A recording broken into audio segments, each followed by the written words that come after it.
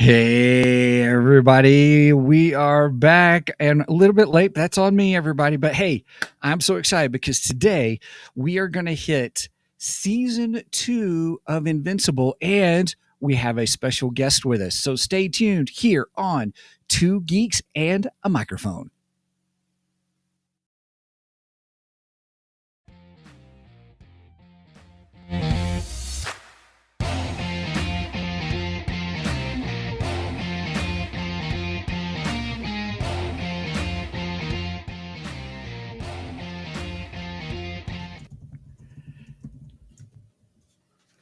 Did you get figured out? Hello there. Hello there. So who talks first? You talk first. I talk first.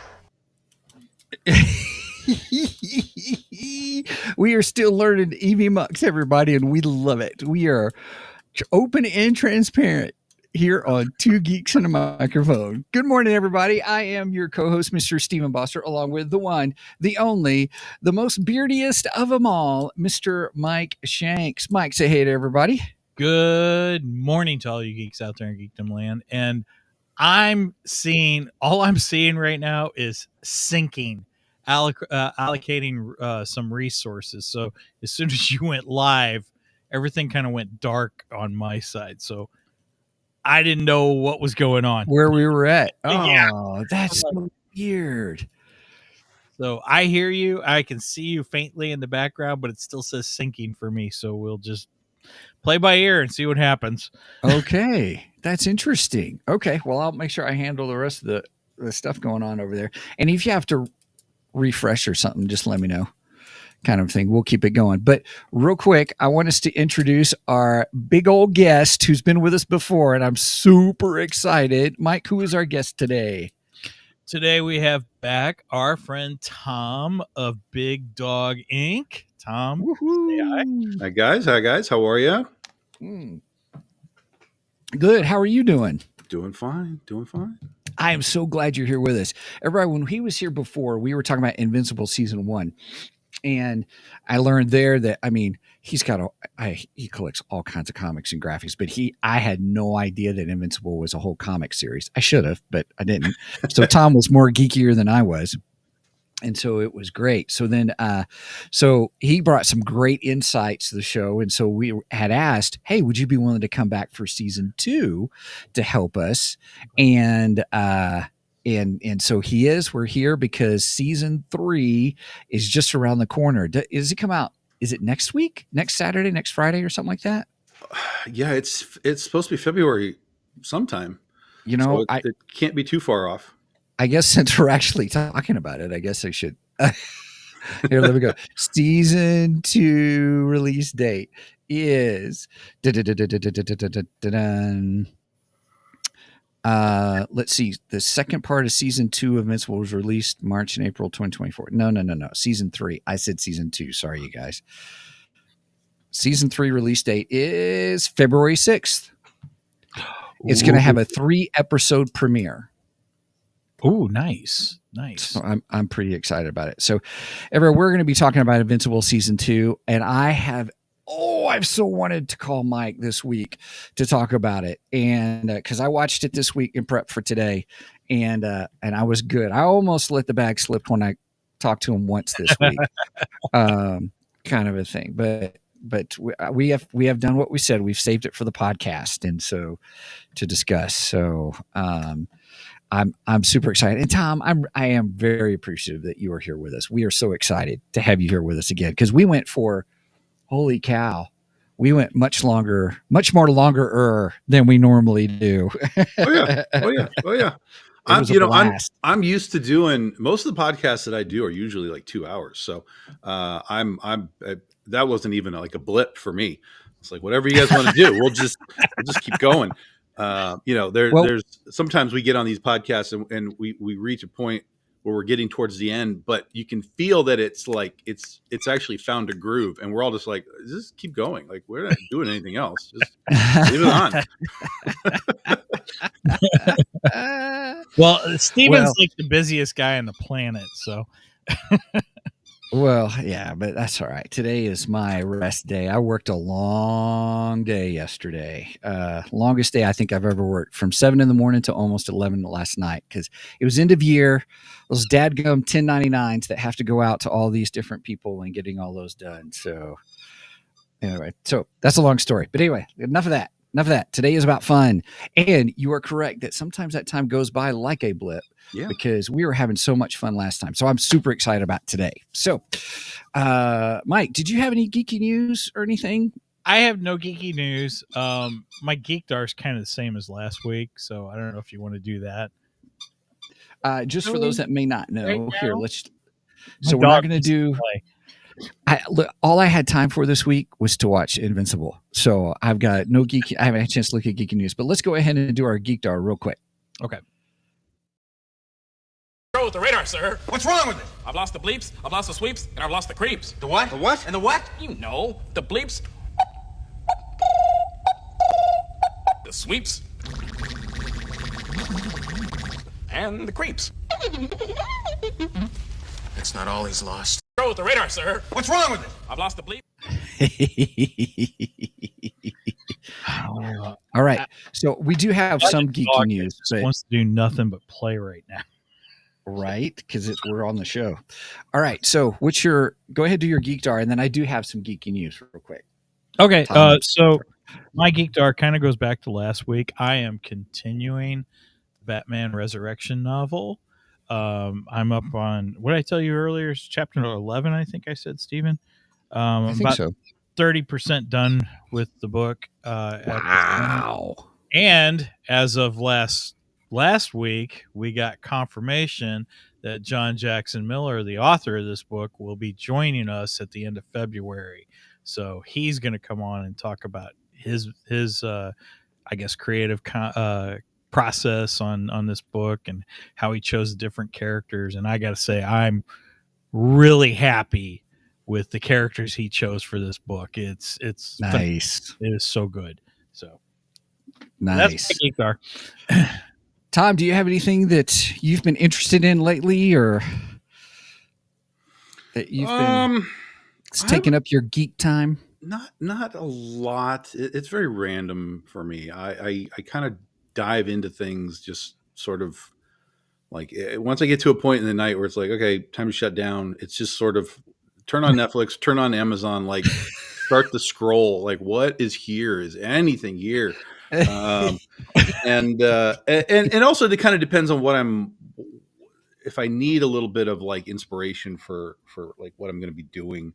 If I'm writing horror and stuff, I kind of tend to find, like, give me a horror movie, give me something, Nice. in this vein to kind of give me a spark, so that when I crash and wake up in the morning, it's like that was the last thing that was in my brain. So I've just been moving through a lot of odds and ends of things, and reading some old comics, just various stuff.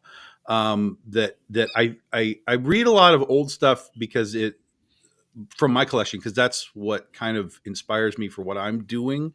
I try, and it's not even that I read the comics anymore. It's that I'm trying to learn from the comics. I'm trying to learn, like, okay, what how did this writer deal with dialogue? How did this artist deal with, like page layouts and panels and stuff? And Yeah. because that's where I have to, as a writer, I have to kind of keep upping my game for things. So it's like, Right on. okay, how does, it's like I bought a bunch of gunslinger spawns from Tom McFarlane. But I bought it primarily because when I had seen, and I bought trade paperbacks because I that's mostly how I do stuff now. But I was like, when I saw the floppies on the rack, and I saw that Brett Booth was doing the art, I was like, oh, Brett Booth, like, that guy's so good.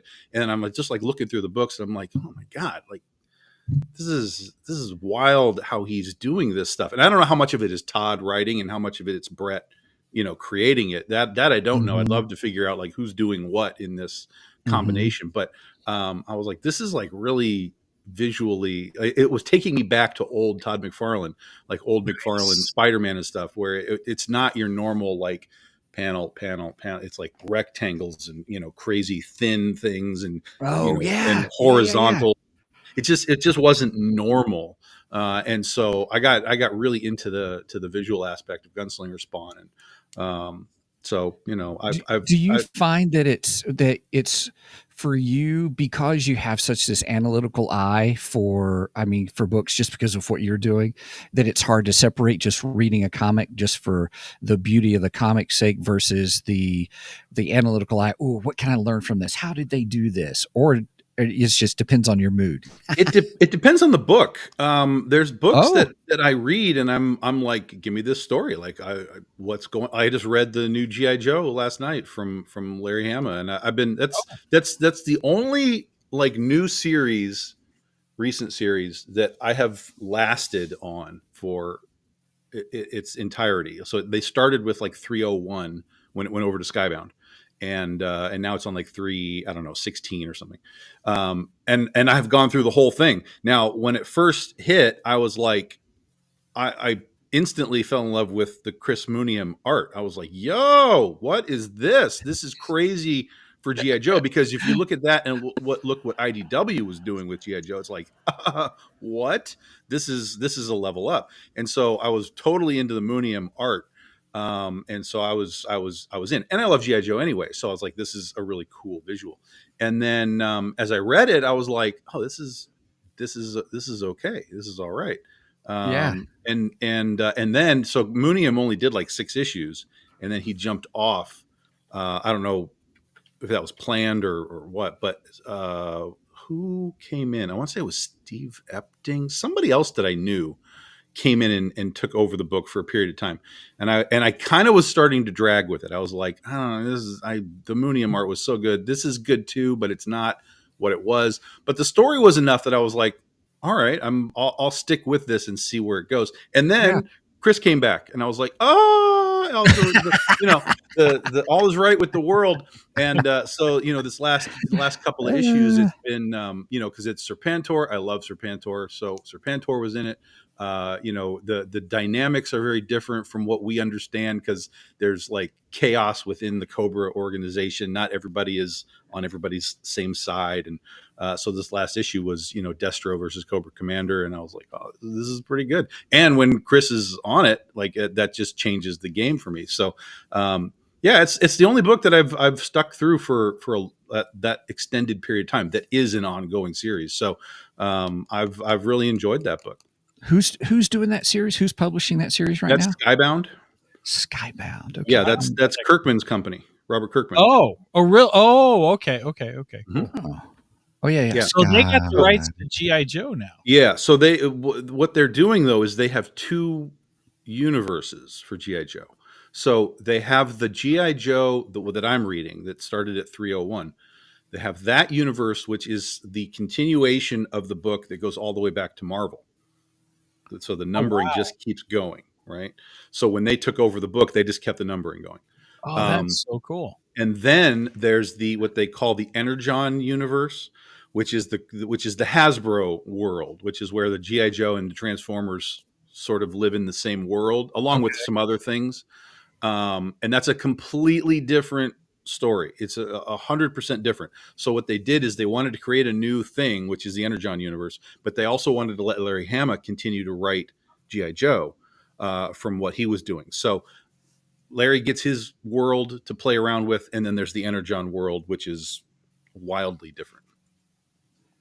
Wow. Now, help me understand the Energon world again, because I was busy pulling this up. Well, Energon universe, again, it's just basically a universe where the Hasbro characters can play around together. G.I. Joe, Transformers, they're in the same world, which has happened before. I mean, we've done G.I. Joe versus Transformers before. Yeah. This is like these are ongoing series that now link together. And then there's like another one called like Void Rivals that fits in there somehow. I to be perfectly honest, I don't really care for the Energon universe like much at all. I did read the Cobra Commander miniseries. That was actually really good, but the rest of it I've not been able to latch onto in the slightest. But it has been popular. People have liked it. It is rolling along. So, if you like it, you like it. But it wasn't for me. But I do love the other one. which was a gigantic surprise to me because I hadn't read G.I. Joe or Transformers really in a decade. So I just gave it a shot just because of the art, and I was pleasantly surprised. Yeah. So here I am looking at all the. Yeah, as you say, I like the Invincible T-shirt. I kind of want one. Right. That's pretty cool. Okay. All right. Sorry. See, I'm geeking out right on the show. Sorry, you guys. I'm getting distracted.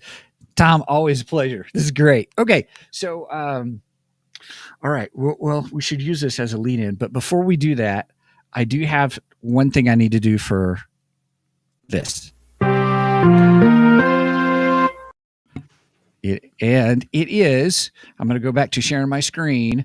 I want to go back to Tom. I always love having you here, and I want to give you kudos and also props, but also talk about what it is that you have going on right now. There's only 4 days left, it says.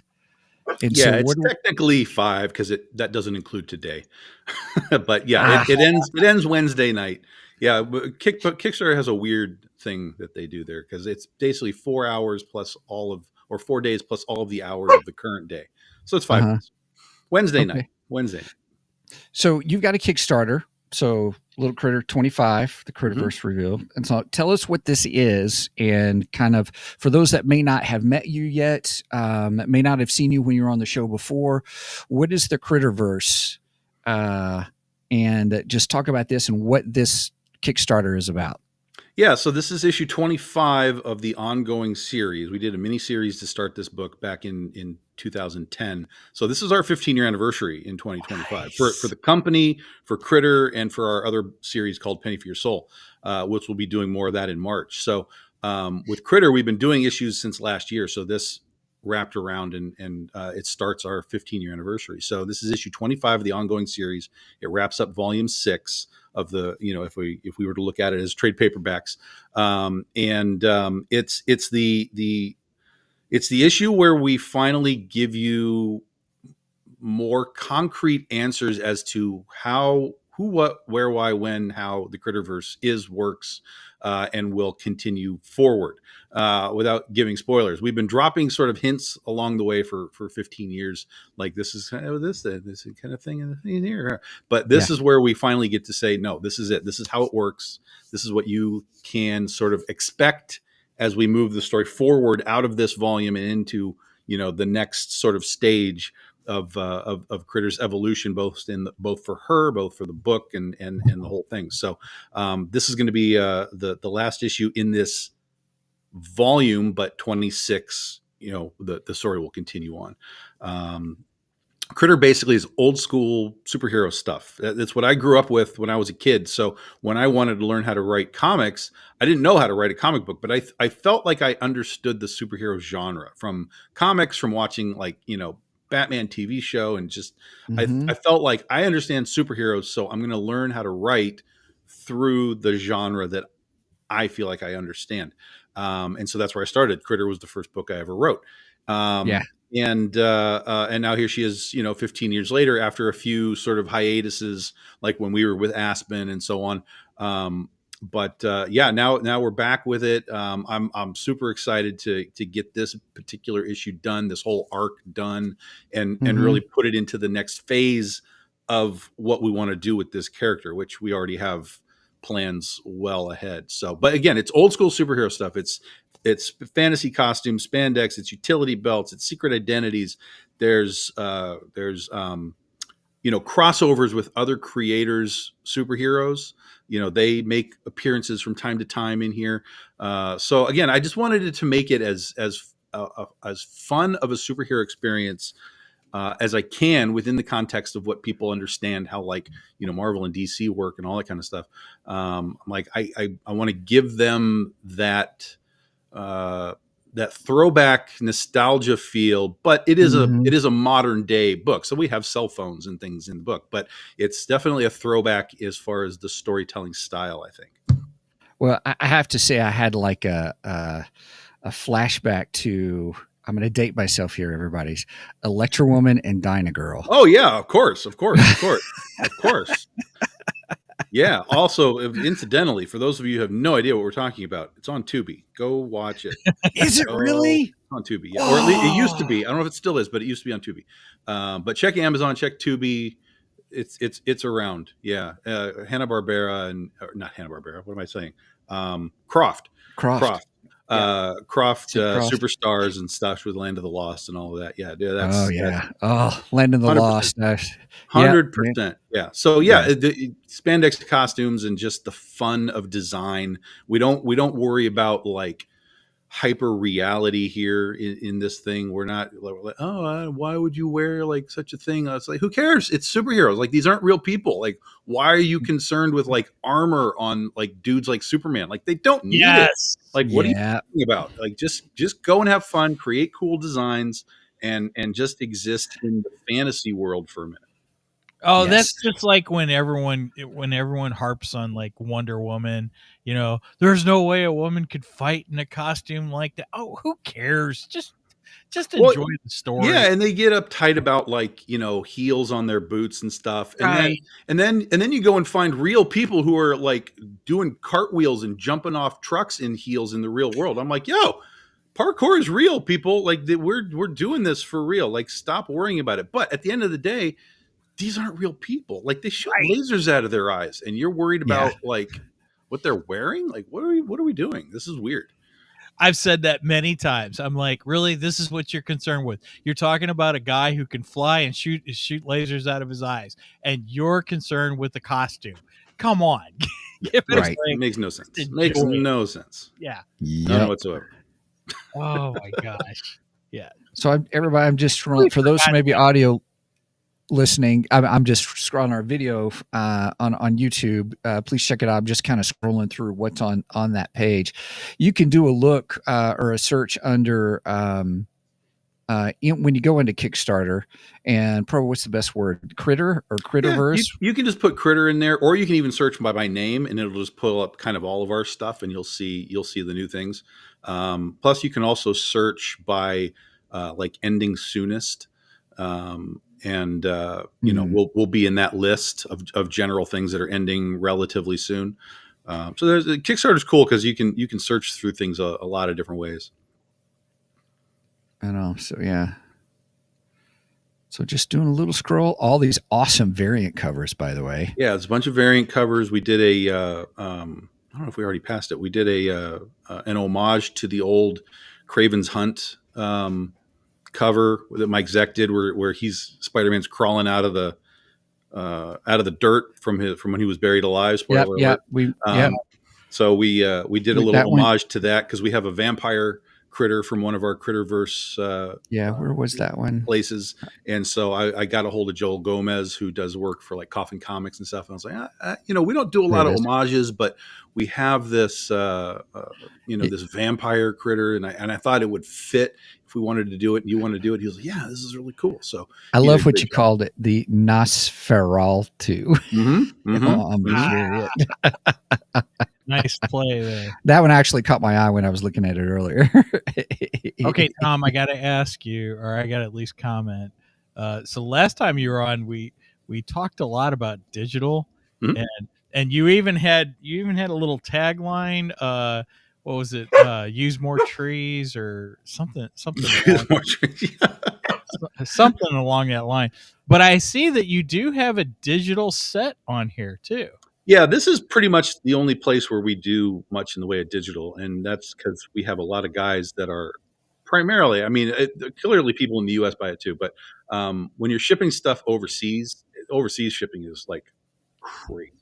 Gotcha. And so we make those offers for the folks that again, it's for anybody, but we definitely have people that are like in Europe and whatever, and if they were to buy even one book, to ship it to them would be like another $30.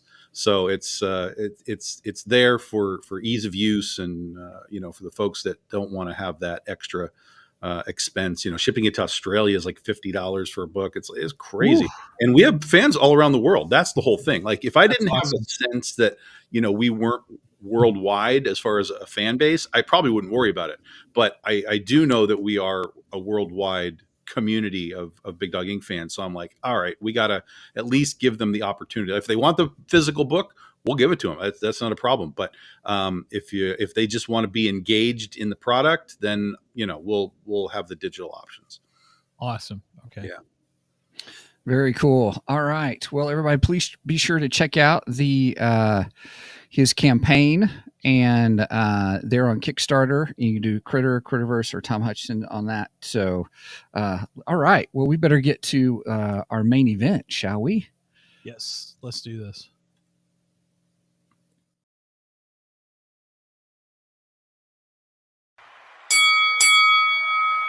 It's time for the main event. All right, let's do this. Dun-dun-dun-dun. We've saved it for the podcast this whole time. We've got Tom with us, and now it begins. All right. So, I just want to say, when we started episode 1 of season 2, okay, Brenda kind of watches at Invincible. She's a little turned off by the violence and the cursing in it. She's like, I think they cuss a little too much. I don't understand that. And I'm like, well, yeah, it is what it is. But anyway, when that first episode kicked off, all three of us, me, Brenda, and Megan, all three went, what is going on? I thought I had missed something. I'm like, wait a minute. Yeah. Was it season 3 already? Or something. I was like, right. Am I looking at the right one? What's going on here? Yeah, go ahead. Right. You had to kind of go back and look at the end of season 1. Like, wait a minute. How is it that he seems to be fighting with Nolan and destroying Earth? I was so confused. It completely threw me off. And then we got into the story, and you kind of saw that it was sort of a multiverse type thing happening. Yeah, I thought it was a dream sequence. I thought that's where we're going. Oh, this has got to be a dream sequence. And I'm like, this may not be a dream sequence. I kept thinking the same thing. I'm like, dream sequence. What is going on there? Or maybe we're seeing a jump in the future. I had no idea, but I'm like, no, Mark can't be doing this. No, please, no. So. It started off very well, I will say. Everybody, normally what we do is here at the beginning, we kind of give our overall impressions of the whole season, and then we give it a grade, and then we kind of do more of the spoilerific territory kind of stuff.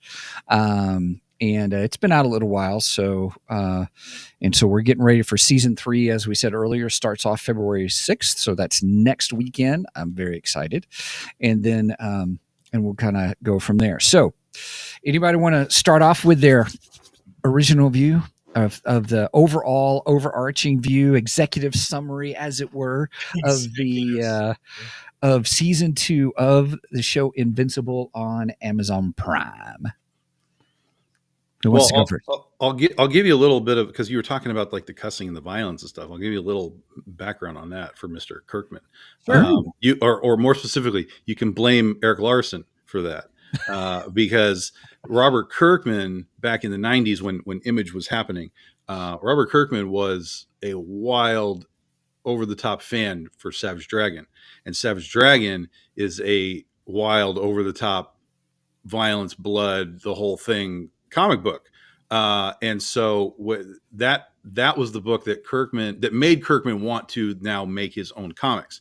So he came from the thought process of like, this is different from what we're doing with Superman and Batman and Wonder Woman and whatever. And he went fully into that side of take everything to, whatever extreme you can take it to. And so that was part of the whole thing of Invincible was, I don't want to just do a superhero book that looks like all the other ones. I want to push the violent stuff. I want to push the envelope on all of it. Yeah. So, but even in that situation, Invincible, the comic, was almost canceled. Oh, really? I didn't know that. Oh, absolutely. Yeah. Partially because Cory Walker, the original artist, was behind on the art and the book was late. But then when Ryan Ottley came on and they sort of got it back on track, that's when it started to see its kind of rise up. But yeah, it was. No, the fact that you say it was constantly late, I find that kind of interesting because Jim Lee, who is he's the executive, or he's like the chief executive officer or whatever of DC now. He was notoriously late with his books. Mhm. He was bad, from what I understand. Yeah, You never but knew when a Batman issue was coming out because he was so late with his stuff. sure. Yeah, but the thing is that he had at the beginning when he started his career, he wasn't late. He was doing That's his job, and eventually he built himself to be Jim Lee. Which who right. cares if he's late anymore? Because it's just do we get more Jim Lee? Yes. Then whenever it's here, it's fine. But when you're talking about coming in with a brand new thing that no one's ever heard of before, True. it's you're gonna have a lot of scrutiny on what you're doing. So Fair enough. particularly, and he came in with a whole bunch of other superhero stuff. Right. Dynamo 5 and Noble Causes. Like Image was doing a big superhero thing at the time, and so if you are the sort of the standout book that's not working, that's then it's like, oh, I don't know if we can keep doing this. And then they got Ryan Otley and they were off to the races. Well, and I did tell Brenda when she's like, well, they sure do curse a lot in this.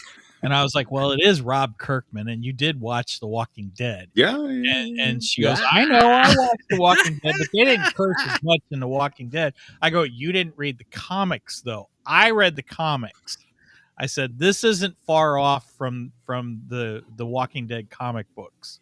So that was the only thing that turned her off. Like I said, she watches at it. She's not like a big fan of Invincible. Megan and I both have become big fans of this show, and we've really enjoyed it. I think it's a fun show. It's a different take on superheroes, a little bit different take on superheroes. And I think it's been an interesting story. So let me ask you this, now, just to kind of get into our ratings. Did you like it better or worse than season 1? Ooh, definitely not worse. That's for sure. It's hard to say better, but I think I enjoyed it as much as I did season 1. I really, really enjoyed it. I thought it was a good season. I thought we saw more development in Mark, which I enjoyed. We appear to be getting a story arc with Nolan where he might be coming back around to being the hero, and I like that, but at the same time I don't trust him. So it's left me this questioning in my mind. Do we trust Nolan? Is he really coming back around? And I haven't finished all the books yet, so I don't know where he went in the books as far as that goes and stuff. So I think it's good intrigue. I like it. I like it a lot. If you had to rate it, what should we do for our rating scale? Good question. Shoot. I'm trying to think of something that was really prevalent in this season. How many sequids do you give it from 1 to 10? Nice. Sequids. Those are the Starro things. Like, yeah, that was the first thing I thought with those two. I was like, that reminds me of Starro from DC Comics. Okay, how many sequids? Out of 10 sequids, I would probably give it 8.5. Really? Okay. Yeah, I liked it. I liked it a lot. I really enjoyed the season. It kept me engaged the entire season. And yes.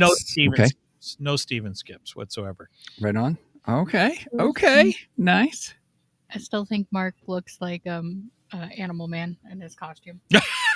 Yes. Everybody, that voice you heard from out of nowhere was Megan.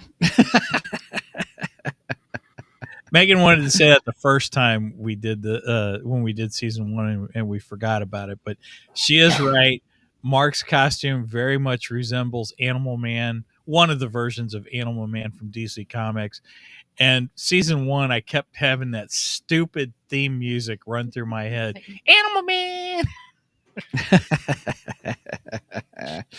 Well, I give it a very solid 9 out of 10. Solid. 9.01243. No, I'm just kidding. I had very minimal Steven skips, just because it was a season, and there's some parts I was like, okay, I can skip this part or whatever. There's certain parts of it. It was very minimal. I absolutely adored this season. I thought it was much more betterer than Cheers. season one. Cheers, all right. I will say that I thought some of the story development was better. We were getting deeper storylines. The interactions between the heroes was really good. Yes, the adventure was great. All the superheroing and stuff like that was good. The storyline with Nolan I find very intriguing, actually, as a plot line, and we'll get into that in the more spoilerific territory. And then I just thought we still have. With Invincible, with Mark, just, still trying to figure out who he is in this world, kind of a thing. I get that. But I like the dynamic between father figure and who he is, and that internal struggle. I am not my father, kind of a thing. They brought that out several times, and I like that. No, that's impossible. Right. Oh, from Star Wars. That's a good one. So, I really enjoyed it. I really did. And I was all I could do not to call you to go, this is awesome, kind of a thing. Cool. To save it for the podcast today. So, Tom, what are your thoughts? What would your score would be on the old Invincible season 2? Yeah, I agree with you guys. Like we said before, I know where all this goes. So some of it's a little anticlimactic for me, but I definitely felt it was a better season overall. I mean, anytime you can kind of leave some of the origin behind, that's sort of, that drags, especially if you know it. It's like oh, okay, like let's get to what I know is out there. Like, let's go. Yeah. And so that's what this season did. That this season gets us out there and it really kickstarts the whole thing. That I don't know exactly how much we're going to see in season 3, how deep they're going to go, because this is not a issue by issue adaptation of the comic by any stretch of the imagination. It's a very condensed version, and I think they said we're supposed to get like 6 seasons and then it'll be done. So if we take that sort of thought process and see where we are, you can kind of figure out how they're going to break this down kind of the rest of the way, to some degree anyway. But anyway, yeah, I agree. I definitely give it a good 8, for sure. And if I hadn't known any of this, I probably been at that 9 level for sure. Yeah. But it was good. It was fun. It was exciting. It expanded the universe really well. And it did a great job. So you say they're saying only 6 seasons. That's what I've heard. Now, that's not to say that they can't expand it if they want to, but I think I've heard somewhere that they have a plan for 6 seasons. Because I've got trades 1 through 5. Yeah. I'm looking at them right now. Yeah. And I'm on trade number 3 right now. Like the actual trades or the big omnibus things? No, the trades. Just the regular trades. Yeah. So there's 25 trades. Oh, really? Oh, yeah. Okay. All right. There's well, now these are a new run of the trades too. Sure. Yeah, but they're still breaking into those 5 or 6 issues or whatever. Yeah. So there's probably 25 of those. 5. I just kind of flipped through 5 real quick, and I'm getting the alien family, that Nolan takes on in season 2, and I'm like, holy cow, that issue or trade 5 is still part of, for what it looks like, part of season 2. So I'm like, I don't even have the story going into season 3 then. Well, so here's what Yahoo News does so speaking with Collider, Kirkman revealed how many seasons Invincible will ideally have. He goes, the way Simon and I have mapped out where we would kind of follow the comic and where the breaks would be roughly 8 seasons, could be 7, could be 10, he said. But it is confirmed that there is already a 4th season. It's already been renewed for a 4th season. Nice. For sure. So is he done with the books? Oh, yeah. Invincible finished many years ago. Yeah. But he's coming back to the universe now, with a new one of the Oh yeah, he's been in. I can say this. So Battle Beast has been in the series, in the TV show. So Battle Beast is a character from the comics, and Kirkman and Otley are coming back to do a Battle Beast series of some sort, probably a miniseries. But so that's happening. But the Invincible book ended at like 100 and I don't know whatever it is, 25 trade paperbacks worth of Okay, cool. of the series. Yeah. Wow. So I have a quarter of the trade backs. Yeah. Paperbacks. Oh yeah. Yeah. And I would love that they go longer, because again, based on what we see and what they're showing us from what I know of the stories, I hope they go longer, because the longer they go, the deeper they can go into all the stuff that they created, Sure. For the comic books. So there's definitely stuff that they can pull out, which they have, but there's definitely stuff that I think is relevant to the long-term aspect of the story. And if they have to sort of hyper constrict it to get a finale, in like 5 or 6 seasons, we might lose some of that extra stuff that I really liked. Gotcha. Well, I want to. Hey, everybody, we're going to start going to spoilerific territory just because I'm so intrigued about where things could be and all kinds of things, and this is always great. Tom, you're like an encyclopedia of comic book knowledge and everything. I love it. One of the things I really enjoyed in this was the introduction of new characters, new worlds, like Nolan's new family kind of a thing. But what was so interesting, what made it so different, was their lifespan. Kind of a thing. And I was like, oh my goodness, their natural lifespan and how long that is. And then the introduction of a new character and Nolan's son. So Mark has a brother, and I thought, oh, we're going to get some brotherly love, probably, maybe not. We'll see, kind of a thing. I know that's going to be some of season 3, because, of course, I watched the trailer for season 3. I was excited. And then I enjoyed the oh gosh, what's his name? The one eye. Alan. I love Alan. Alan is my favorite character. I love Alan. He and I was so angry when we're in spoilerific territory. So, we are. And of course, spoilers. Of course, this has been out for a while now. So if you don't want any spoilers, go stop watching us. 100% go watch the season. Watch season 100%. It's great. Back. All right, now you're back. Good. Okay. So when Alan dies, and he dies at the hands of Viltrumite, which I had a feeling was a Viltrumite to begin with, I was pissed. I'm like, you got to be kidding! You're killing him off, and you're killing him off this soon. I was so mad. I'm like, no. I love Alan. He is absolutely my favorite character. I like him. He's a lot of fun. But they brought him back, and they brought him back much more better, beefier. Hey, cheers, everybody. So I was happy when they brought him back, and they brought him back beefier, stronger, and he seemed more confident. And I'm like, oh, okay. So I just get a better version of Alan. All right. I was like, I'm okay with this. They put Alan on Batman Venom. Except he didn't go crazy. Right? Yeah, I enjoyed that. Yeah, it's one of the things is Kirkman's not afraid to kill his characters, but there's still the knowledge of this guy's not dying. Right. Sometimes you're too key, right.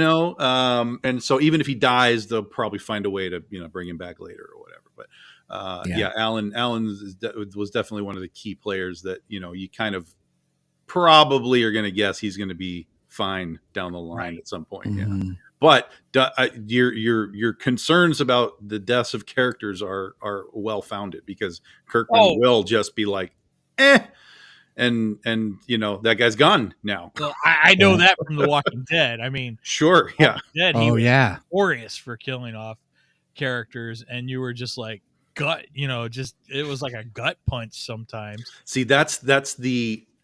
Well, I mean, again, it's like I just said. This guy's not going to die, but when this guy's not going to die, it can sometimes take you out of what's going on. Like the Sure. idea that like there was these guys back in the day, there was if Daryl dies, we riot, right? Because everybody Right, wants yeah. Daryl to die.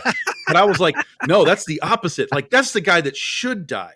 Because if he dies, like as a not like immediately, but as a surprise, like he's just like, holy crap, they killed Daryl. That opens the door for anything can happen now. Like literally anything can happen if you're offing off characters like that. So I like that thought process where, you know, even if the fans are like really on it, like you gotta, especially in a context of like The Walking Dead, if you can keep them always guessing, that's fantastic storytelling. It's like in my Critter series, we killed off a character, and I immediately had people messaging me, and at cons they were like, she's not really dead though, right? And I was like, no, she's dead. She's dead. And they were like, no. Yeah, but you know, for me, it's Did like, you get anyone upset at you for it? I mean, not like they weren't like mad at me for doing it, but they were upset that she was, you know, Okay. at least at that point when I was telling them, I was like, no, she's gone. She's dead. You know, we did cheat a little with at the beginning of the story with Critter's mom. We had her as dead, and we brought her back. But again, that was sort of the way that we bring her back. That's clearly a part of the story, the built-in elements of why she's still alive. Well, if it works within the rules of the universe, right. There's Versus like, oh, we've killed a character and we're just arbitrarily bringing her Right. back 8 issues later because we want her back. You know, how many times has Robin died for, you know, just like, what's the point anymore if you're just going to bring them back 6 issues later? So yeah, Right. and that's the value with Kirkman is when he offs somebody, he will just be like, well, that's it. They're gone. We just Yep. did. Real- We just did last week. Robin Lives. Mhm. Yeah. Yep. Real Nice. quick, Chad Perkins on Facebook says, "Oh God, it's the weird cat ear guy." Yeah, that's that weird fish guy, that Chad. That's that weird fish guy. Well, I think you wear the cat ears because of your character Critter, right? Am I right? This was tech sort of ish, but it was really just like I was starting to do a lot of podcasts, and I didn't have I didn't have the mic, or I had nothing, and so when I went to go look for headphones, I was like, let me just get something that's a little more unique than just the average thing, and I stumbled across them, and I don't know, God, it's been years since I've had anything other. Nice. Okay. I just figured it had to tie to Critter because I mean, when I saw them the first time, I was like, there was definitely like an immediate connection. Like, oh, this makes sense. So let's just grab these things. Cool. Very cool. Love it. All right. Well, I think one of the things though is that's a good correlation about the whole killing off characters, because Walking Dead was my first real experience of where I felt that anybody could go in the beginning when I watched it in the beginning. And then he kind of broke that rule though with Rick and Daryl and Michonne. As it continued, Right. yes. By the time we got to Michonne, yeah. By the time you got there, those 3 characters, they were solid, and they're still alive today, as far as I know. And I haven't watched any of the stuff that's went on after. Well, that's okay. I think for Invincible, though, I used to feel that way until this season, to be open with you, because you know the first episode of the first season was super shocker for me. Super shocker. I'm like, kill off the what entire superhero team. Right. Yeah. And I mean, and then now, okay, some of them are back, sort of. And then also, who did he kill off? Of the Guardians, the one girl that multiplies herself. Duplicate. Duplicate. Well, she didn't actually die though. So, well, yeah, I thought she did. Right. Well, we all did. We all thought she did, and then they revealed that she actually kept herself alive. That what died was one of her duplicates, which I thought was okay. This is perfect because it fit. Again, it falls within the rules of your universe, so it works. I had no issue with her coming back. You know, it's Oh, I didn't either. I was like, oh yay! And now what's his name can feel all much more better, you know, kind of a thing. But I would say that I used to think that you could kill off anybody because here's Alan. Then Alan kind of comes back, or you know, Alan's you don't know if he's going to make it. Then the one guy, the one leader of his universe, kind of you know, looks like cuts his life support, and then the next thing you know, Alan's back beefier than ever, and then she dies.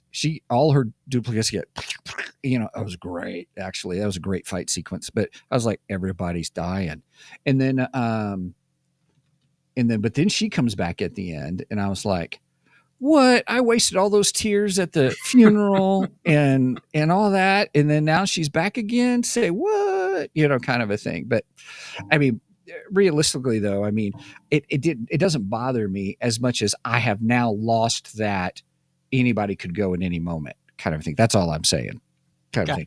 Gotcha. But I love the show, so it's not. See, her death didn't bother me near as much as Alan's. Alan's getting beat up kind of bothered me a lot, especially when his eye popped out. And then he made a joke about it later on. Right. Like, it was seeing myself. It was the weirdest thing. That was great. I do like Rob Kirkman's humor. That was good. That was really good.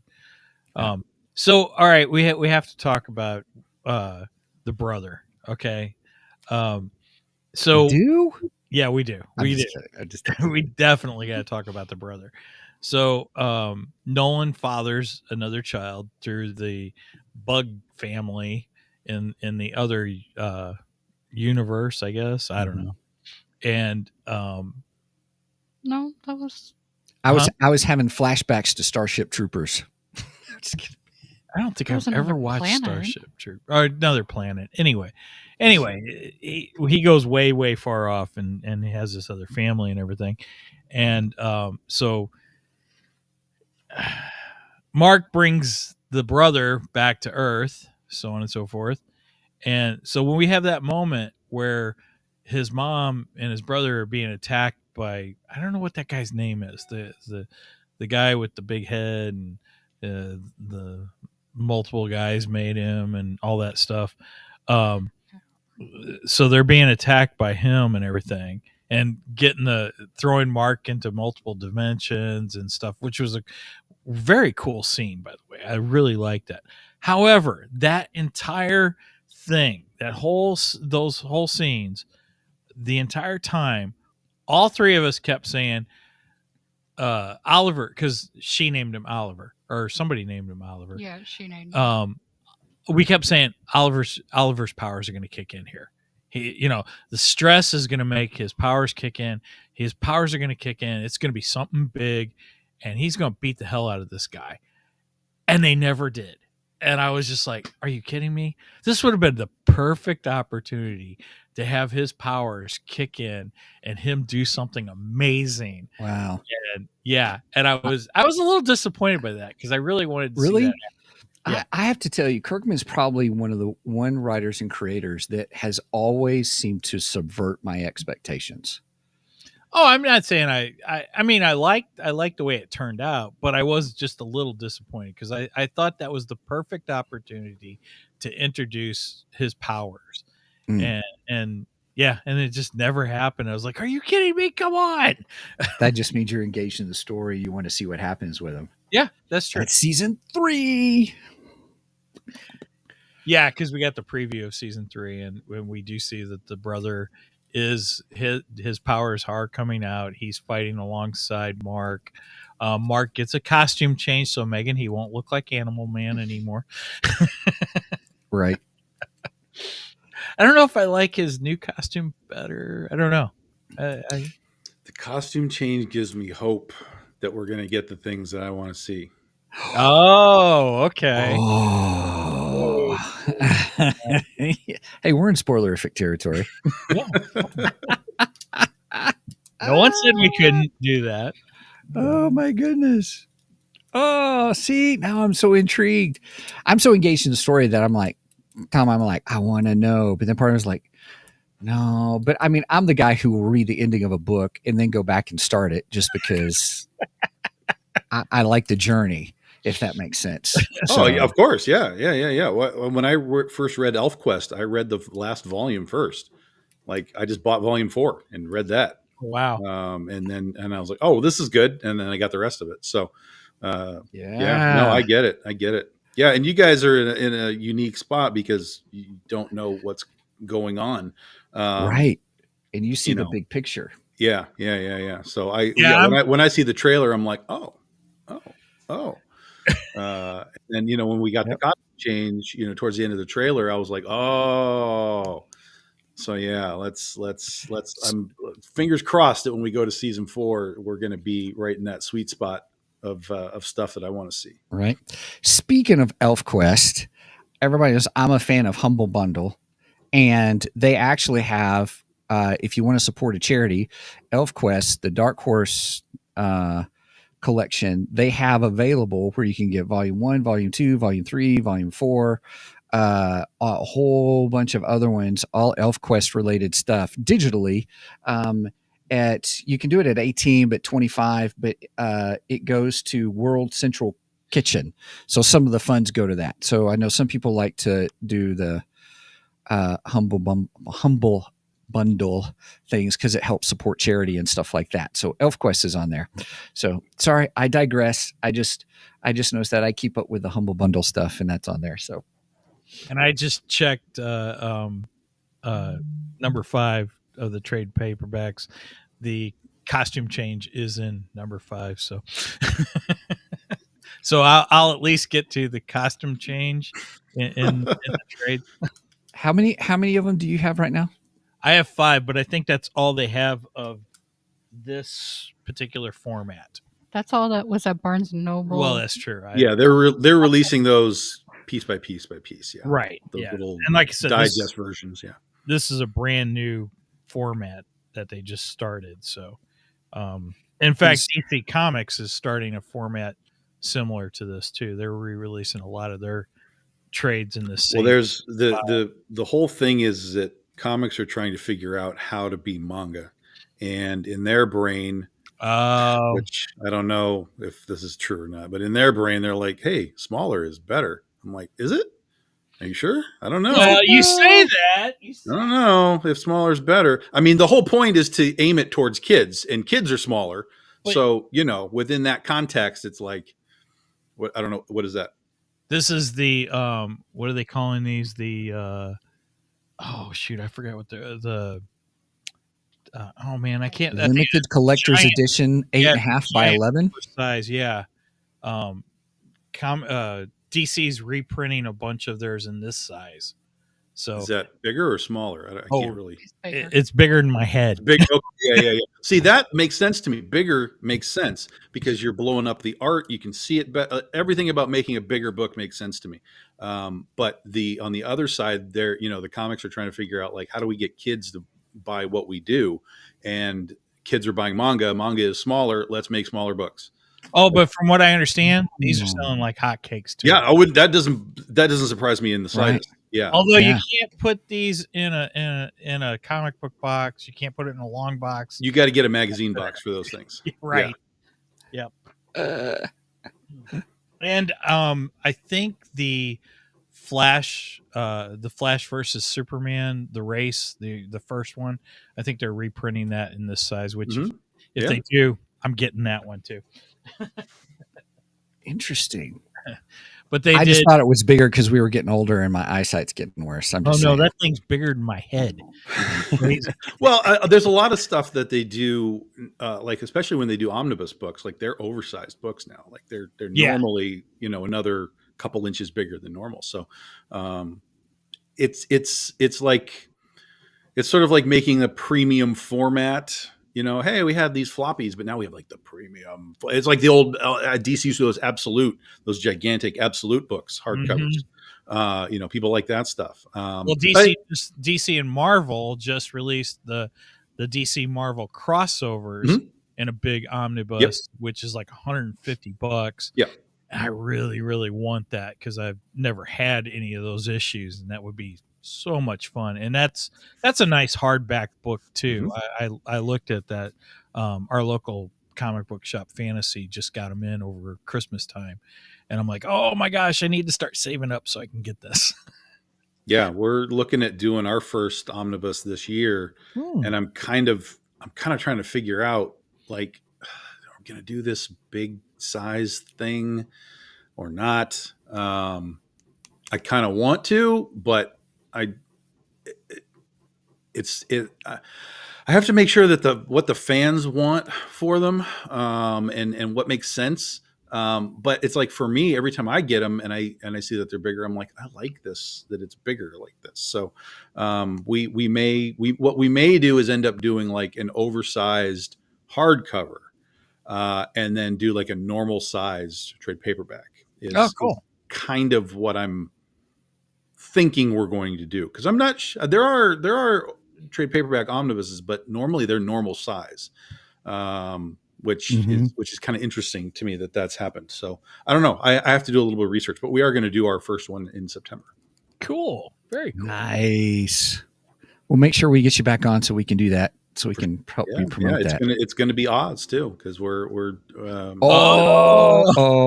yeah. Now you're speaking my language. Yeah, we're going to put the first 4 volumes together in one big book. Nia Ruffino has already done a brand new cover for it, which is just mind blowing. So that'll be part of our. So last year we did in September, because it's sort of back to school time. We did this thing called the book fair, and we just offered up all our old books. We're just like, here's here's our whole stuff, like trade paperbacks. Come get stuff. Wallet. Here's my wallet. Take my money. Take my money. And it went really well. We sold tons and tons of just random stuff. And we had like one new issue, like just a special floppy issue. But I was like, okay, so if this works, let's get more specific and let's use this for an opportunity to, actually make a book. And so we're going to do that omnibus in September. Cool. Very cool.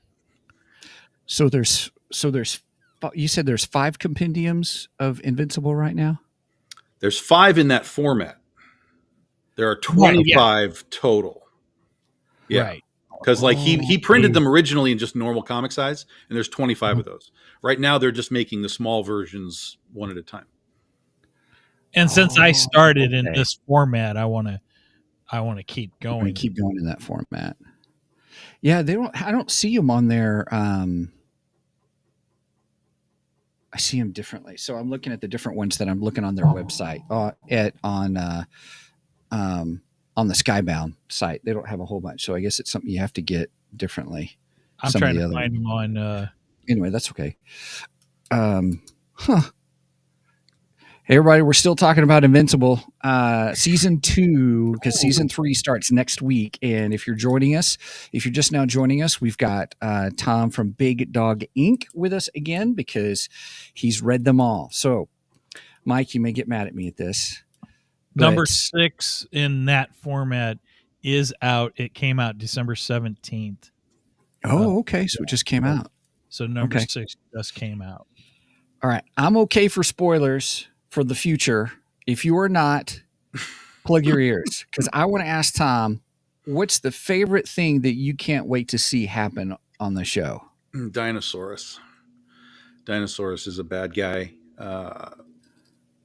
Pseudo bad guy. He's a bad guy, but he's a bad guy that does bad things for the purpose of the good result that can come from it in the long run. He's kind of like Thanos, right? In that concept, where he's like, I'm going to do this, and in the long run, everything will be better. The ends justify the means, kind of. Right. Exactly. And there's so he has his moment, but then the relationship between him and Mark continues to grow for a period of time as well. So it was a really fun, unique moment. The character is ridiculous. It's basically just imagine Devil Dinosaur, but he's got a cape. Like, it's ridiculous. But it's really written well. And then when Mark sort of realizes the concept behind his villainy of the ends justify the means, that's where it really starts to get interesting. That story and that dynamic between the two of them. And it's just a different, again, you want to find like these different takes in the superhero genre if you can, which is very difficult. And to me, that was that was a very smart, interesting, unique portion of the overall Invincible story. Very cool. Do you think that's been part of the interest behind Invincible, is just the uniqueness of all the different characters and how they come together? Yeah. I think that I think because I mean all of this stuff has existed now for 15 years or so, through the comics. But I think now we exist in this world where all of the weird puns that he does with all of his characters, I mean, that's just the world we live in. Duplicate, and then later on her brother, spoiler alert, is called Multipole. We live in a world where that thrives on that sort of wordplay and stuff. So a lot of his characters fall into that realm, and I think that just kind of triggers modern brains for that stuff. For me, again, this is all old hat. I've been there, I've done that, I've seen it, and I like it. But 15 years ago, and where we are now from a pop culture society, bit, we're just in a different world. I mean, pop culture has continued to just evolve and evolve and evolve and become culture. It's not even that pop culture is a thing anymore. It's just culture. That just is what we are at this point. It reminds me of two things. One is there's Gilmore Girls did a lot of references in that show, and they spoke really fast, and sometimes you'd miss them. Mm-hmm. But then the aspect of those references are to something else, and then it brings me back to one of my favorite Star Trek Next Generation episodes, the whole Darmak, the whole how they communicated was one line from a story, and you had to know that story, and that helps you make those connections and stuff. And I've often wondered. I love Next Generation, and I always thought that was kind of it was always interesting how it kind of foretold kind of how we would communicate, or maybe we always have with that whole pop culture kind of reference. Oh yeah, but it's deep now. I mean, it's deep now. Yeah. And it's broken up because you have the younger people who are out here quoting Death Note and stuff like that. Yes, yeah, right. The older side of people that are out here quoting Jaws and stuff like that. So it's the same, but it's not quite meshing exactly, right, unless you're one of these guys that happens to be deep in sort of all of it. Yeah, that would not be me. We can go back in time and but some of the new stuff, like Death Note, for example, I didn't know what it was for a long time, and all, and Death Note. It's an anime. Relatively long running for an anime.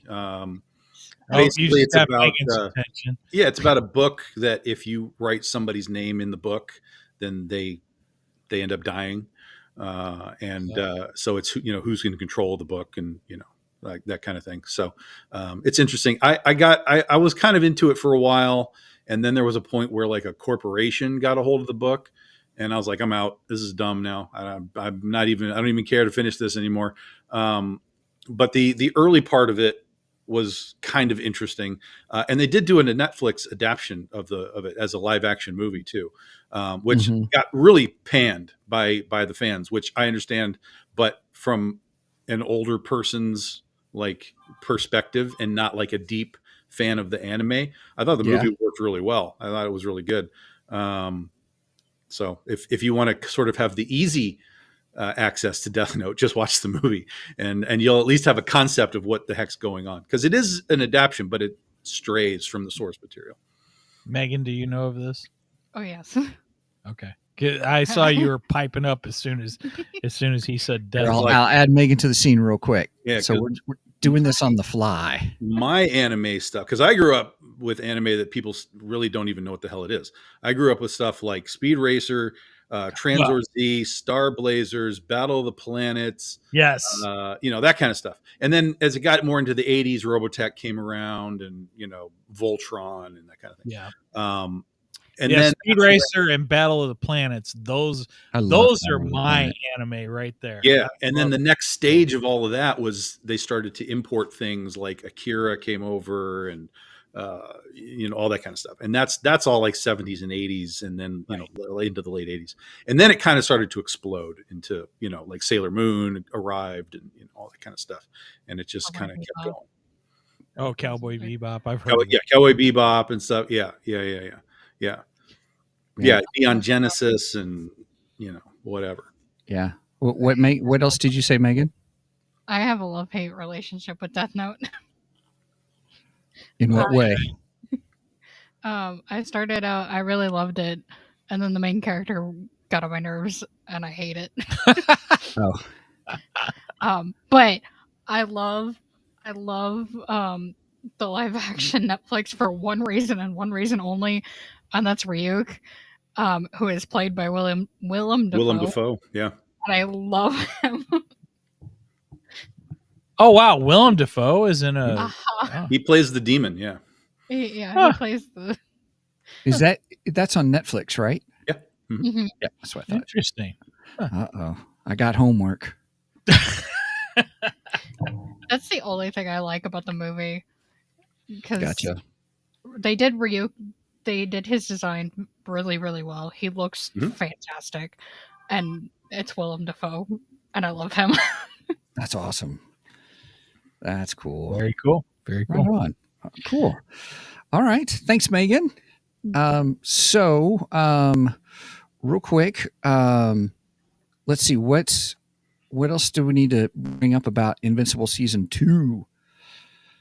Any other thoughts or comments or funny anecdotes?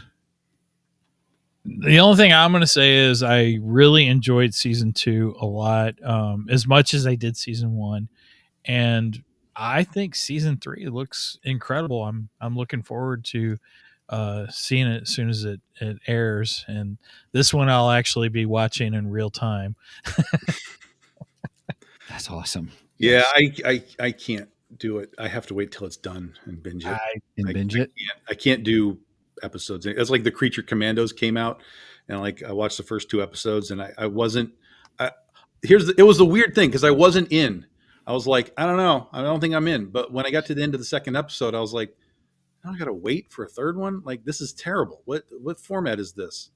Even though this is how I grew up with TV, is every week. Right. Episode. Nowadays, I can't do it. So I was like, yeah, I got to wait for this to be finished, and then I'll just tear through it. So now that it's done, I can go back and give it a run. I watched. I don't remember if I watched 2 episodes or 1. And I don't know. I wasn't impressed with it. I don't know. It felt like he was rehashing Suicide Squad. And that's 100%. But that is what the Creature Commandos is. It always was sort of a Suicide Squad thing. But you're not wrong in that regard. For me, it was just more like, again, like we talked about the origins, right? It was like, oh God, I don't need origins. Just like put me in the story. Like, let's go, take me somewhere. And so while it wasn't bad, it just also wasn't like, wow, I'm so in on this. Right. But in my brain, I'm thinking like, we have to eventually just move past origins and tell me a story. Although we also have this situation where I know that they are thinking nobody knows who these characters are. So we have to tell them who they are. But see, I find that interesting. Stub your toe. Because you're coming from the comic book world, and most of us comic book readers, we're usually introduced to a character not from their introduction. We don't know their origin. First off, we get introduced to them in the action, like you're saying, but they take the movie world so different, movie and television so different, and oh no, we have to explain where they came from. No, you don't. Just give us the character. Go. You can have an episode later to explain or flashbacks, you can or deepen it later. Yeah, 100%. Listen, and here's the living proof: Star Wars. Yes, Star Wars just said, "You're on a ship. There's some robot dudes. There's a guy in black. There's a princess. Go." Like that. It proves that you can do this. Not that everything has to exist in that format, but it proves that an audience, if they are thrown into the fire, it can work, and people will be attached to it just as much as if you handhold them through an origin story. I find it more intriguing when you get thrown into it, and because then it's like, oh wow, how do you get this power? Oh, what else can he do? Or she can do, and stuff like that. So, and then it becomes a discovery, a journey of discovery as you go along. Right. instead of, oh, you know everything just starting out. At least some mystery to it. Um, we promote Rippaverse a lot because we're big fans of the Rippaverse by Eric July, and that's kind of what he did with his characters. He just threw you right into his universe, Mm-hmm. and we still don't know, like, the main character Isom. We really don't know where his powers come from at this point. We don't even know what his full powers are yet, and he's already had 2 books, and it's like, okay, and I don't have a problem with that. I'm fine. I will eventually learn that all, but I don't have to know it up front. So yeah, hyper explanation can just slow everything down. Agreed. Especially at the beginning. Everybody wants to know. It's like Wolverine. No one knew who Wolverine was for like 40 years. Yeah. Before they finally said, okay, this is the real origin, guys, and this is the real thing. So you can there's ways to tell stories without hand holding. And to me, I think that's the best way is to just kind of go in and let the characters tell you who they are versus you telling the audience who they are. Agreed. Cool. Yeah. I do like that aspect. Do you think that is the biggest difference for TV shows though? Is they feel like they have to do that, or they? I think nowadays it is. I think it varies. Nowadays, I mean, because I think it's tricky because when you're adapting something, so there's a difference between we've made a new thing and we're adapting something. Okay. Because if they're adapting something like with a thing like Invincible or something with superheroes, there's an assumption that the general public doesn't know what this is. They may understand, and even with like Batman and Superman, like every time we get Batman and Superman, we get a new origin aspect of it, right? Right. So it's like, but again, in that case, now we've got 40 years of movies. People got the gist of it. But I remember when they introduced Tom Holland as Spider-Man, and I literally said, if they give me another version of Peter Parker getting bit by the spider, I quit. I'm done with this. Everybody and their brother and alien cousin knows how Spider-Man came in existence. No one cares. Stop it. And they finally got smart and they didn't do it. We jumped in. Peter Parker already had his powers. He had his costume, and they just hit the ground running. I'm like, this is the way you should have done it from the beginning. At least maybe not from the total beginning, because I still like the first series of Spider-Man with Tobey Maguire. But every time you reintroduce Spider-Man, you don't need to do that. Every time you reintroduce Batman, we don't need to see his parents get killed in front of the theater. We've seen it a billion times. Everyone knows who Batman is. Stop it. Drives me insane. Oh gosh. Sorry, that was my rant. I'm off. That's all right. That's all right. Oh my goodness. So is Tom, let me ask you this. Speaking of, storytelling and just jumping right into storytelling and stuff, do you have favorite books, like favorite comics that you've always enjoyed because it did that just threw you into the action or threw you into the story? I got him thinking. Well, not to some degree, yeah, but most of the time that happened because I came into the story in a weird place. Like for when I read my first X-Men book, it was like 210 or something. It was the one where Cyclops and Storm, fight to lead the X-Men, and she had no powers. She had her mohawk at the time or whatever. So I just came into that like, what the hell's going on? I don't know anything about this. I just bought it because I bought it. It looked cool. So I was immediately just tossed into that particular moment. Same with like the G.I. Joe thing that I bought, right? I hadn't been reading any IDW stuff, but I come in here and suddenly Serpentor is back and he's leading this troop and the Cobra's on the opposite side. This is like, what the hell? There's like so much going on. But I came into a point where it was like, we're at this point.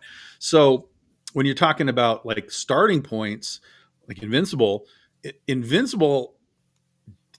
doesn't have that really going on as much. You definitely get into it, but the Invincible stuff is a very slow burn through the trade paperbacks. Like it's not like the animated series where by the you're immediately offing the Guardians of the Globe, and it's like like this. It's a very what do they call it? Decompressed type of storytelling, and you get a little deeper sort of look at the characters in that regard, but there's definitely, again, in the early years of the book, it was almost canceled because it was kind of a little slow. I think once you got to where the Guardians of the Globe got offed, and then Ryan Otley kind of came in, and the action sort of started to, peak a little bit more. That's where the book caught on. So, because again, at that point it became different. That's when it became truly a different book versus here's a guy and he's got some powers and he's doing a thing and whatever.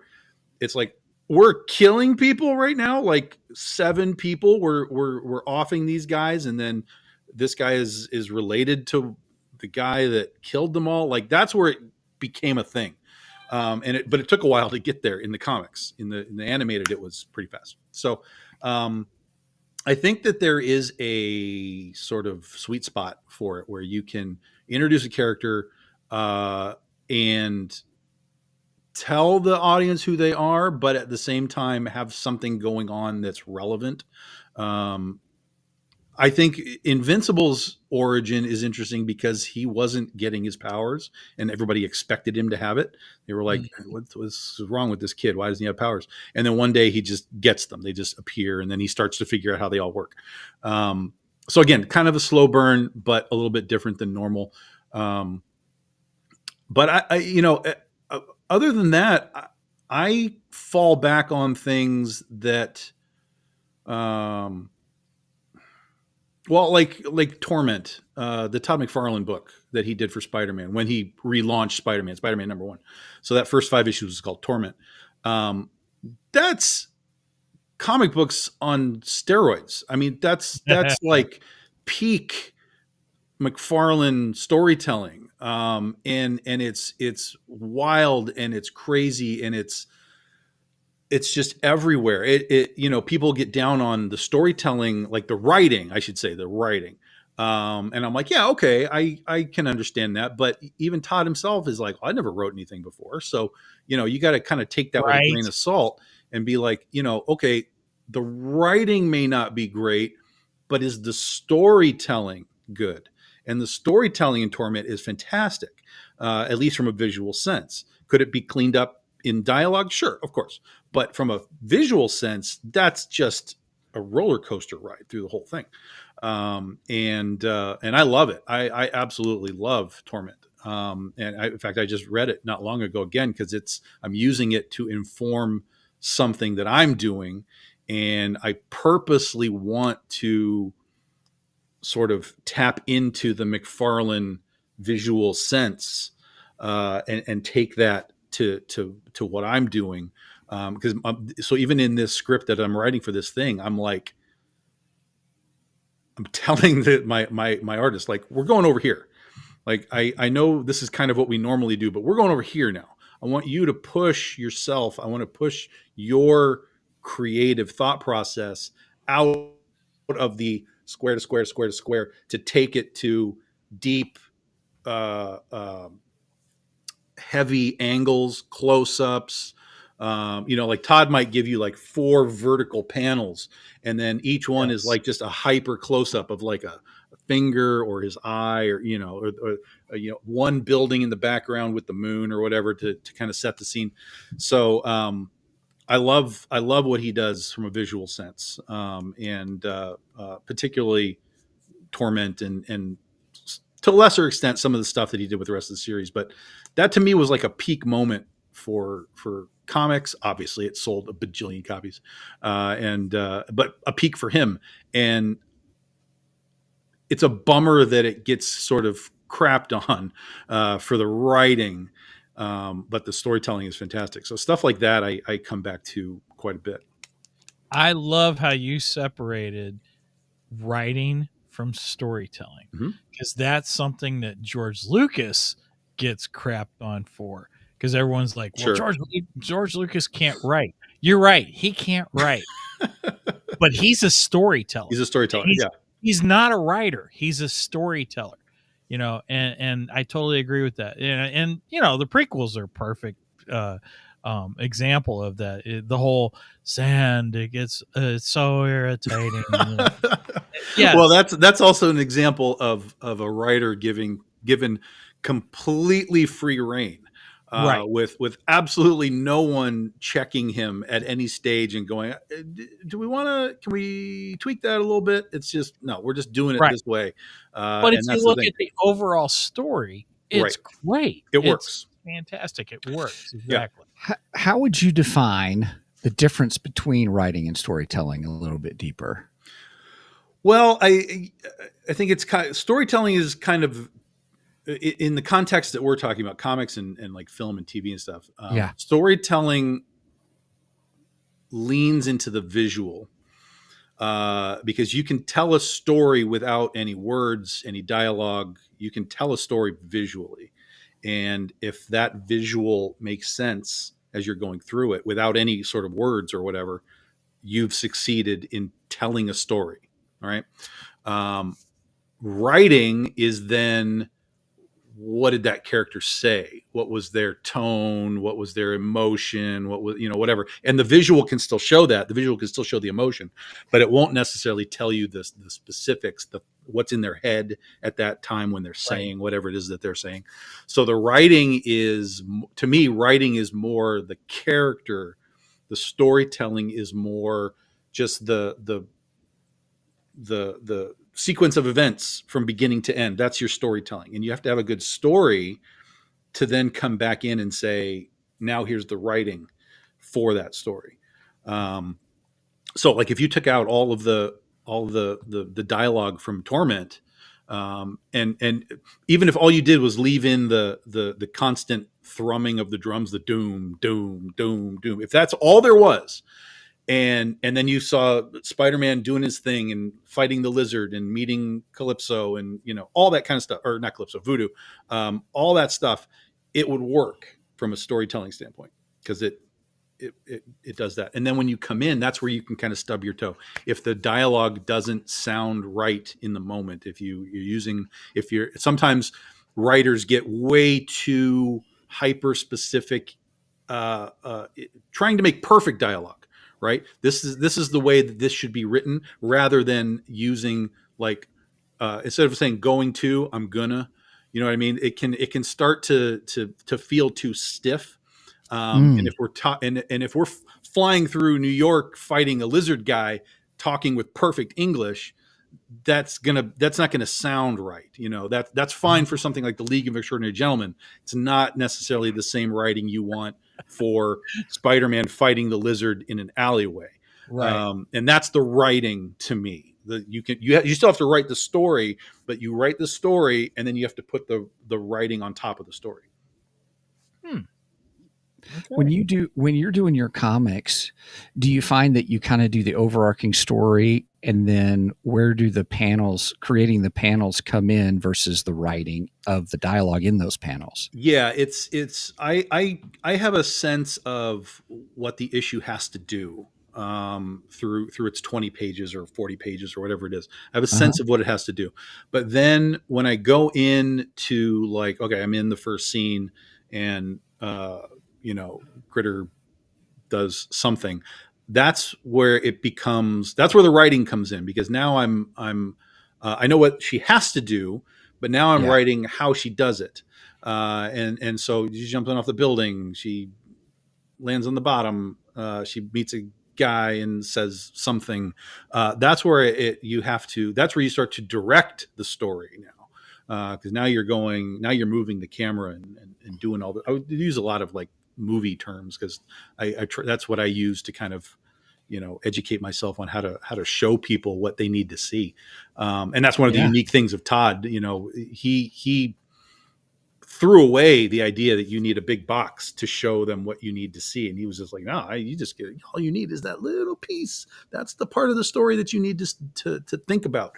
And so I'm nowhere at Todd's level to be able to figure out how to do that kind of stuff. I do try and learn from these guys that do things a little bit differently, and try and turn that into my stuff. But for me, I write in what they call the DC method, where it's page one, it's panel one, it's something happens and here's the dialogue or the caption or whatever that has to go in there. Because to me, I have to tell my artist, like, okay, this is what's happening, and you need to leave room for this bubble, a thought bubble or a word bubble or Right. caption somewhere. You have to leave the space. Otherwise, the artist could just be like filling that whole thing with stuff, and then it's just going to get covered up anyway. Or there might be enough room for what we need to put in there. So anytime I hear people that are like, "Well, I just kind of let the artist do it," I'm like, "Huh? What?" The artist is needs to know what goes in that panel. They need to know what you are going to then put into that panel. I'll never understand the going back and writing the dialogue and stuff after the art's already done, because they should be working together. Right. So that's the way that I've done it for 15 years. And I've never had an artist be like, dude, this is too much. Like they're always like, I got it. This makes sense. I understand, let's go. So I think that like, if I were to give, sort of advice to writers, I'd be like, write your damn story, like write it before you give it to somebody.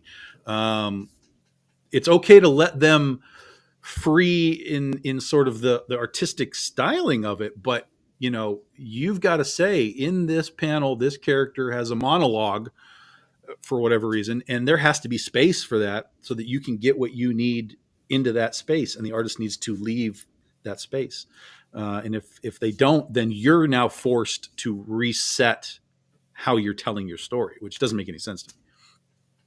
Yeah, because the artist is conveying your story. Right. That's right.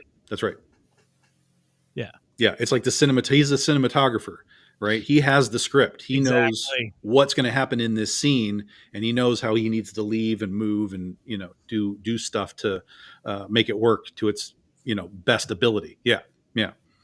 He's there to enhance your stories. Correct. Yeah. I get it. That makes sense, because we've had Mark Anthony Austin on, who was he was the Boba Fett that walked out on stage when they did the New Hope, special edition. Right. But he was just asked to be there. He's not even really an actor. He is a visual effects artist. And he talked about his experience of doing the Warhorse movie. Warhorse is great.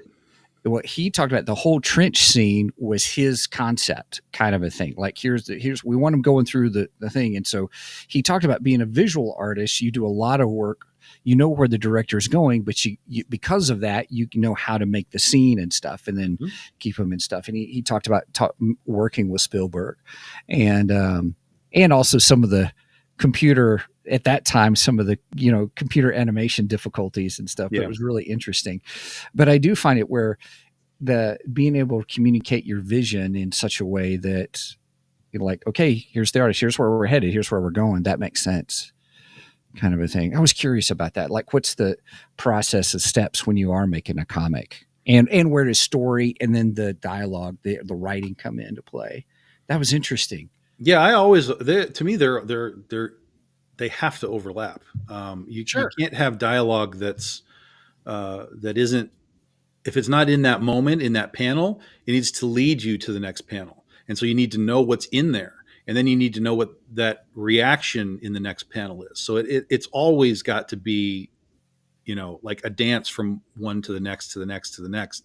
And if you're not doing that right from the beginning, I just feel like you're stunting what you're doing, because you're now, as a storyteller, as the writer, you're now relying on someone else to tell you how it works. And then you're working around them, where it should start with you as the writer, and then the artist should be working around you. That's the way that I've always done it. It's the way that makes sense to me. So I just recently had something like that happen to me. So I wrote a book, The Immortality Code, which came out October 15th. And I'm currently working on my second book. And I've commissioned an artist to create the creature of my second book. I'm not going to reveal much about that, but I talked to him again a few weeks ago, and he sent me his first drawings and stuff, which is fantastic. They look great, and I'm like, I love what you've done so far. And I says, I got an idea for the book cover, and I started laying out my idea, and he's like, ooh, I like that, but think of it this way. And he immediately had a different idea, or a different visual based on what I had laid out for him. And I'm like, oh, that's even better. Yes, I like that. So yeah, I think the writer and the artist should be working hand in hand to come up with the visuals to enhance the story. That collaboration. Yeah, I always tell my artists, like, you're the one that has to put this on the page. So if you see a better way of moving the information, that's fine. But the information has to be the information still has to be the same. Right. But how it's presented, yes, that's the artistic side. And that's exactly what happened. I was visualizing it one way, and I'm like, this is what I want to convey in the cover. Mm-hmm. And he's like, okay, that's great, but this is the way I see it. And when he explained the way he saw it, I was like, oh yeah, that's even better. Yeah, I like your idea. We're gonna run with that one. It's much more betterer. That's more betterer. Cheers. I'm out of iced coffee. Oh, sorry. I'll stop doing it. I'm done. Oh gosh. All right. So, well, we've gone. How long have we gone, man? We still got another hour to go. We're fine. I do not, but that was great. Oh my goodness. Oh, Tom, it's been great having you with us. Thank you. Yes. Thanks. Yeah, I appreciate it. It's always a good time. Yeah. Just real quick, I want to do another shout out. Everybody, please check out Tom's Kickstarter. And it's his Critterverse. It's their 15 years of Big Dog Inc. and Critter and the newest issue. And so he's already met his goal. But if you want to get introduced into this world and support Tom in all the hard work that he's been doing for so long, you can join his fandom. And really take a look at just all about Critterverse, about the character, and just help back his projects. We are big supporters of independent creators. Yes. And we really like Tom. So if you have the opportunity to help support him, please do so. Again, you can go to Kickstarter. You can look up under Critterverse, Tom Hutchison, and SON. By the way, I when I first did, I was doing SEN. Sorry, Tom. Yeah, and if if you're not familiar with the book, you can get caught up. There's a you can get all the trade paperbacks in one big book if you want to do that. Or we have what's called the quick catch up, which is basically just the last handful of issues. So you can get like 21 to 25 just to kind of test the waters and see if you dig what we're doing. And then if you like them, you can go get the trade paperbacks at your leisure and go backwards. So there's, and then like we talked about earlier, there's digital formats as well. If you want to just kind of see what's going on from a digital sense and then grab physical books later. Yep. Right on. And let's see, Mike, do you have anything else for us on your radar? Just, real quick, I am going to do another shameless plug. Over the week, I did finish the audiobook version of my book. Yay! Submitted it. It is submitted for approval at this point. It says it could take up to 10 days for that. So real soon, the Immortality Code will be available on Audible. So nice. Which we do have a Audible sponsorship. So you can get our code. Right. It's 2 Geeks, the number 2 Geeks on Audible. Here, real quick, everybody. Or no, it's not number 2. It's spelled out this time. Sorry, I need to change that. So you can go to audibletrial.com/2geeks, TWOGEEKS, and go there and you can get, if you haven't tried Audible before, you can get a free trial where you get one book of your choice, one audiobook of your choice, and they have tons Tons and tons. Any genre you can think of: mystery, thriller, sci-fi, fantasy, nonfiction, historical fiction, autobiographies, and they just have a ton of different things you can pick, along with a lot of different. I would say just a lot of different great voice actors who do a lot of different things. We've had Mark Thompson on the show, who does a lot of the Star Wars ones. Great guy. He's a lot of fun. He's a ham. So, but you can get all kinds of different ones with that. So just go to Audible Trial, audibletrial.com/2geeks, TWOGEEKS, and you can start your Audible membership. You can end it at any time. It's $14.95 a month. And if you do that as a subscription, you also get the Audible catalog. In other words, they have a whole separate catalog of audiobooks that are included, and which is really cool. I have over 200 audiobooks because I'm always doing something, but it's always great to have them on the go, and I can listen to them in the car or whenever, a little bit here and a little bit there. I am a little more than halfway through Hitchhiker's Guide to the Galaxy. Been one, and that's been pretty fun to do. So nice. Yeah. Very nice. And you just got Batman, didn't you? I did just get the Batman book that we're going to, so I'll be listening to it. Actually, I'll start it. So I'll put Hitchhikers on hold for a little bit and then go ahead and do the Batman book by John Jackson Miller, who is going to be on the show at the end of February, at the end of this month. Okay. All right. So with that said, please make sure and go and like and subscribe to us on Facebook, where I try to post some funny memes or interesting memes and any information about when we go live. Speaking of go live, we go live every Saturday morning at 9 a.m. Central Standard Time. You do the math on the rest because I don't like math. And we are live on Facebook, Facebook, Twitch, Rumble, and YouTube. Yeah, I think that's it. I don't know. Yeah, you got it. Yep. Real quick shout out. Lori says, "It's Tom." Showing up late, Lori. You have to watch the show back, Lori. We talked about you at some point, but I'm not going to tell you when. There you go. And you can go back and watch the last time you were on too. That's right. There you go. That's right. Tom, It has been a true pleasure once again having you with us. Thank you. I love your insights that you brought out today. Thank you so much for your time. I appreciate you guys having me. All right. Wait, here she goes. She says, wait a minute, real quick. That's exactly how I said it. Did you hear me? And then you did. Oh my God, man. And then she says, now I have to know if you talked crap. Yeah, we're not going to tell you. You have to go back and watch it. Lori, thanks for joining us. Yes, thank you. And then share it with a friend too. So, oh gosh. Well, as we said, Tom, always a pleasure. Thanks for being here with us today on the show. Thanks for the invite. Thank you. You bet. All right. With that said, please do not Steven skip this episode because we are much more better than the rest.